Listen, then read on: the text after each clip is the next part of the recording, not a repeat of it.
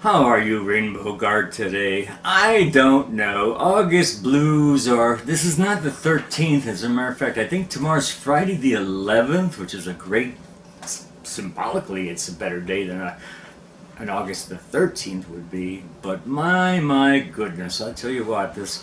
We're really coming unraveled, aren't we, though? I cannot believe it. We'll talk about that a little bit. See if you agree with me.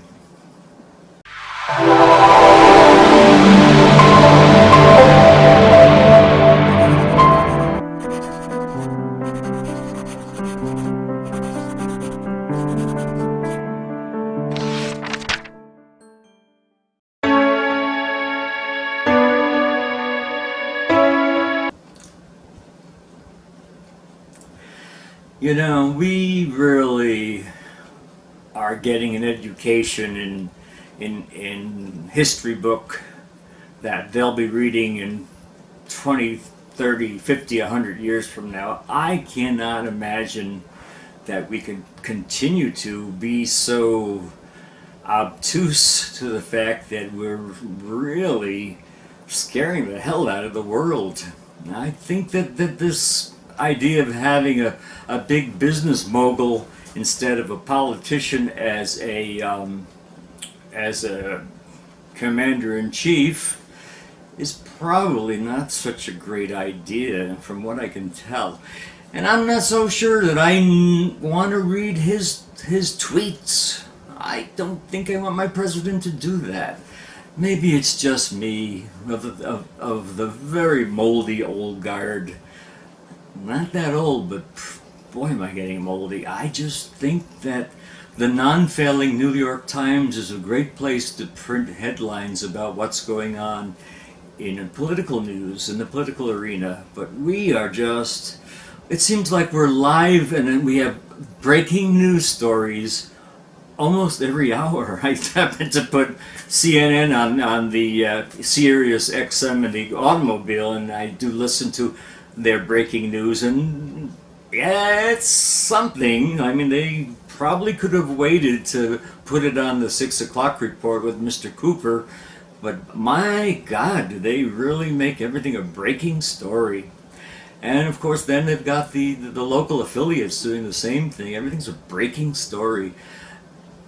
I just felt like my blood pressure is involuntarily being raised with no real need for it, because this is a lot of rhetoric that we're pretty much accustomed to from politicians, and we're getting a steady dose of it. Boy, do we get a steady dose of it. But this guy just loves to give you his viewpoint as semi-true as it is, not backed with a lot of panache in terms of his choice in words. President Trump, I think President Trump, I think you're a jerk. Just do what you do best. I mean, you do know how to make a company grow through some positive stimuli. I don't think that you spent all your time firing people or tearing them to shreds so that they don't feel good about themselves, and then you want them to stay on. Reminds me of Jeff Sessions, and now Mitch, your Senate exalted leader, took all kinds of crap from him today, which was this would be the what is it? It's the 10th of August.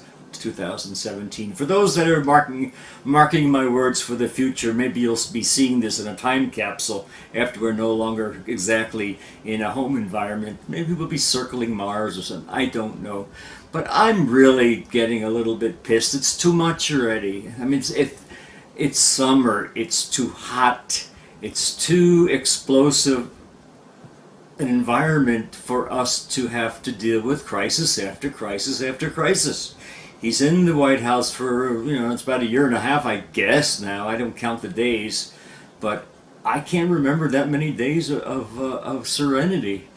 And if he's going to be utilizing this kind of technique to keep us in suspension of a suspension of our serenity, and in some kind of a quasi manic pace that we are in, or just an uncomfortable place where we can't even sleep properly, and I know I cannot.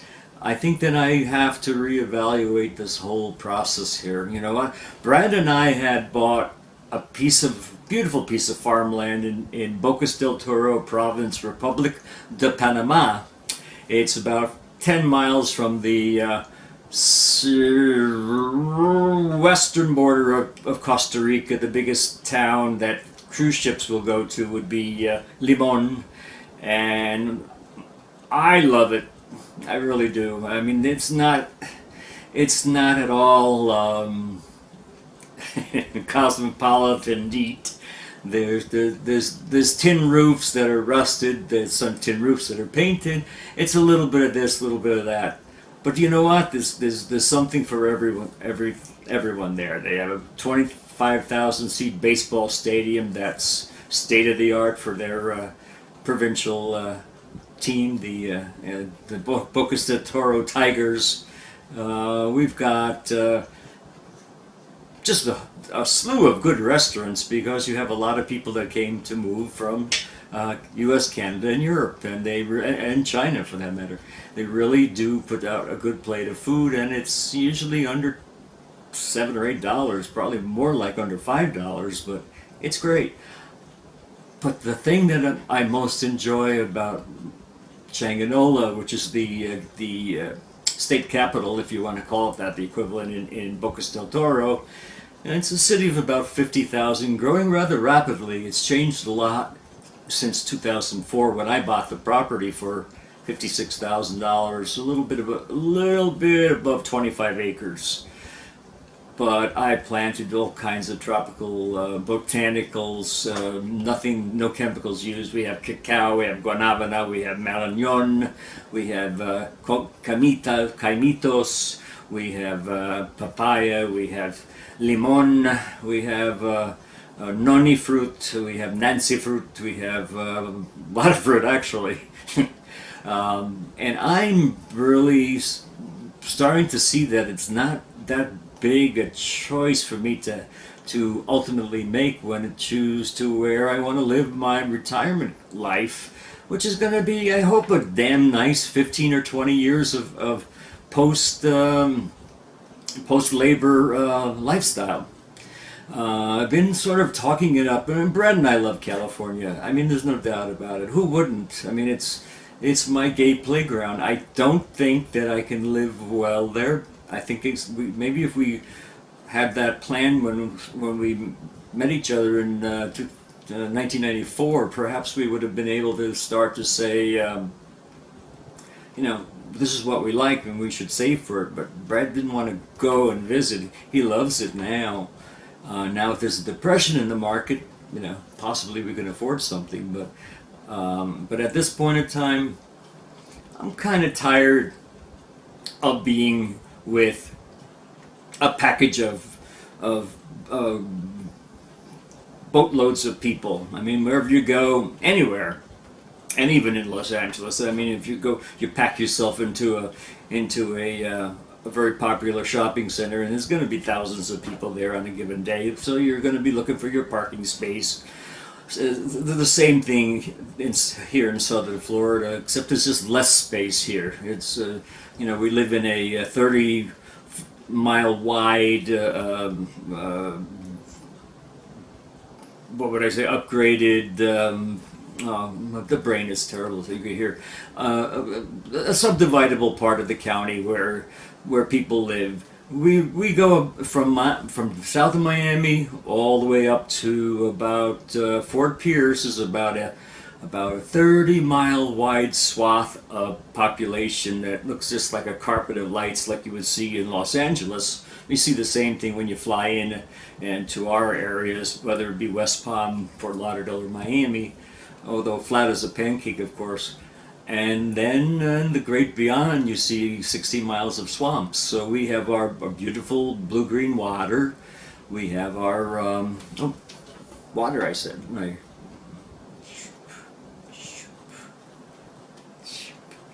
He hasn't been able to demonstrate his diving skills. This is Barney, by the way. How you doing, honey? See you later. And that's basically it. So I'm kind of finished with politics right now. I'm kind of finished with the summer heat. Nobody likes August anyway. And I've got a little bit of the fight out of me that usually is there. I mean, the bills have been coming in, and every time I think I'm just about there, another one comes in, and I'm not making it. It's just not there to give us some space between the creditors and ourselves. I try to pay in full every month, and I do. But then I had this root canal, 2 crowns to be put in, and a fixed bridge, and then a epidural injection that I had no idea was going to cost $10,000. Plus, I'm still paying almost $500,000 to a orthopedic surgeon that did my disc replacement surgery back in what was it, 2012, I believe. And I'm paying him around $500, no interest for the next 5 years. That should take care of it. So it's like my student loan. But I wonder if you guys share that. Do you feel pressured from all sides? Domestically you want to do this and that and the other thing with you and your partner, or if not your partner, your best friend, and there's just no extra dollars there if you're going to do that splurge. And so the staycations start to become a bigger, more likely way you're going to spend your time at home. And that's not the way it should be. We're here for a short time. We need to see the world. We need to see how other populations live. We want to taste their foods. We want to smile with them. We want to have their beers. We want to be pleasantly drunk and having a good time. Eventually, at the end of the evening, with 2 of your buddies from the new country that you met, sort of singing a sloppy a beer song, like 99 bottles of beer on the wall, in Spanish, Portuguese, Italian, French, or German, and you name it. Maybe Mandarin, maybe also in Japanese, I don't know. But the fact is, it gets less and less likely. Now, Brad and I have talked about it. He's got about 2 more years till the possibility of him retiring is occurring. That's going to be up to him. He's afraid that if he lives too long, he's not going to have the money. And I suppose it's logical. I don't think I'm going to quite make it. I'm a little more careless. Plus I've had a few more accidents than most normal people have, and still live to tell the tale. This is not rubber here, but down below there, you got some body parts that are suspect at best. Anyway, listen, we're turning a milestone page in a few days. It took a hell of a long time to get there, but we will be within the next month, probably at 3,000 plus subscribers. We'll probably be at 2010 to 2025 views, which I think is wonderful. And we are moving, and you guys and you gals have really made it work for us. And I love to say these kind of things because it's not everybody sticks with it, but you know what, you were right. It doesn't come instantaneously. It comes when you work for it. And I am very proud of us. I'm proud of the fun we have. I'm proud of what we can offer you, because this is a different kind of a mature midlife gay talk show. We talk about life that affects everybody, and I don't want just gay people to enjoy us. I want everybody to. I'm about as middle of the road as they come, as is Brad. That's fine. Square. Yes, we are. But we love you. And I want to see you again next week, and hopefully I have some good news to report about reaching 3,000 subscribers. You take care of yourself. Remember us. Subscribe often. We love you. Bye-bye.